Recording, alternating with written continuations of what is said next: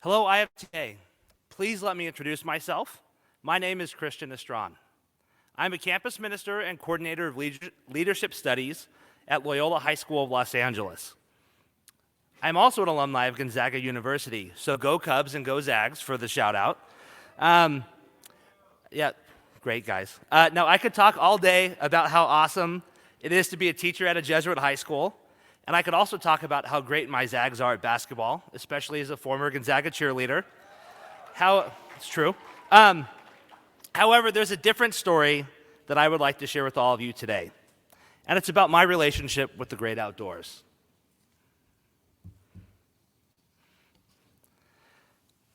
When you learn to go outside, you are inevitably going to make a lot of mistakes and get some really gnarly bug bites.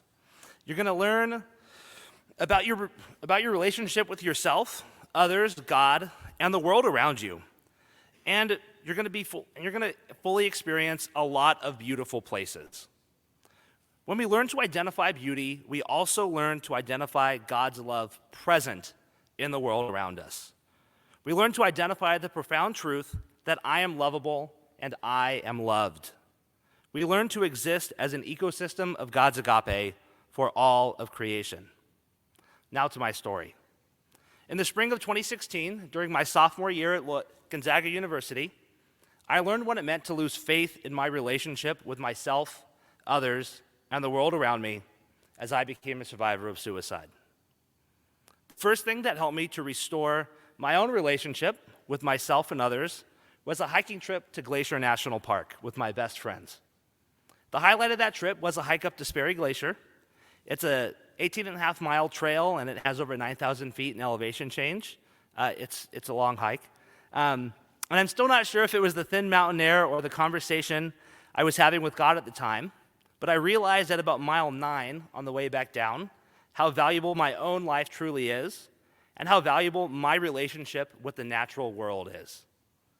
At mile 12, as I was wishing my calves would fall off, I felt a little freer to love myself again and to love the world around me.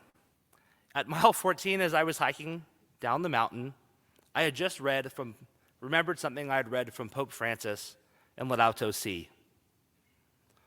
What is the purpose of our life in this world? Why are we here? What is the goal of our work and all our efforts?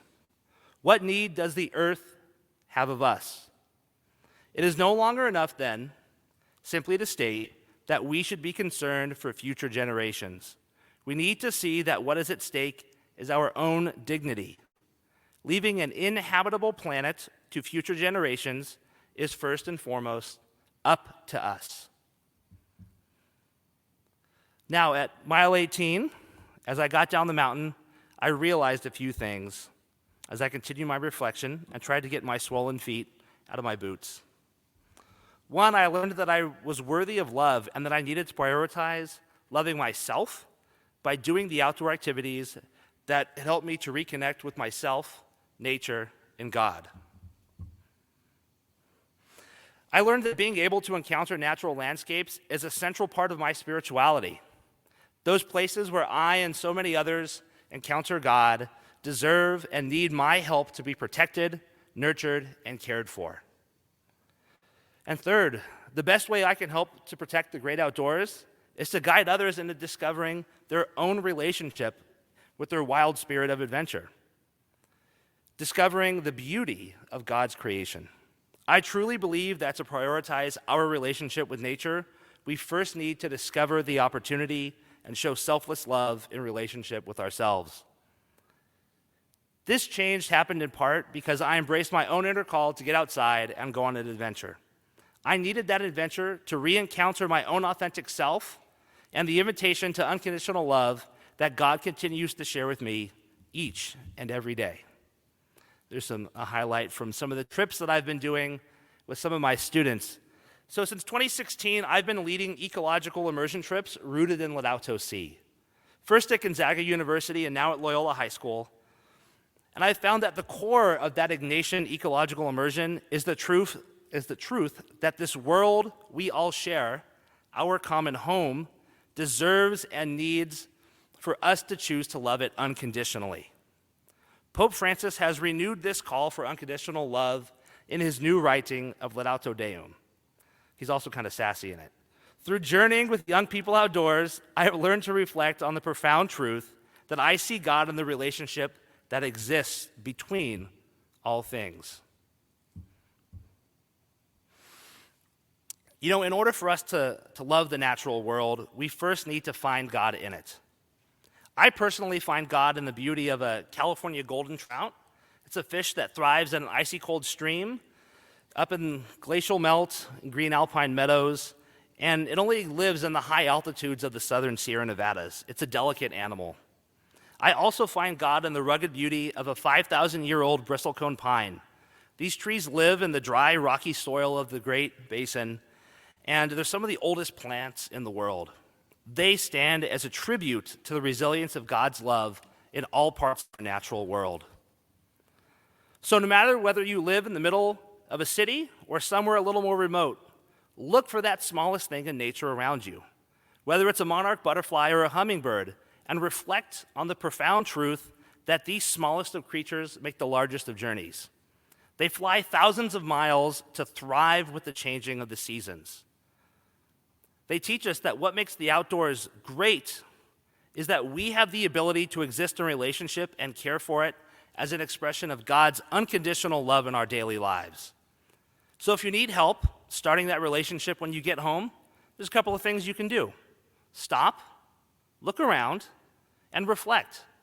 Find that one place where you can exist in a loving relationship with nature on a daily basis. So to wrap my time up here, I just want to share a few parting thoughts and some questions for reflection. It is impossible to show selfless love to the world around me if I don't show selfless love to myself. And I want you to ask yourselves, do I choose to love and accept my whole authentic self on a daily basis? You know, it's really hard to develop a relationship with someone if you don't spend any time with them.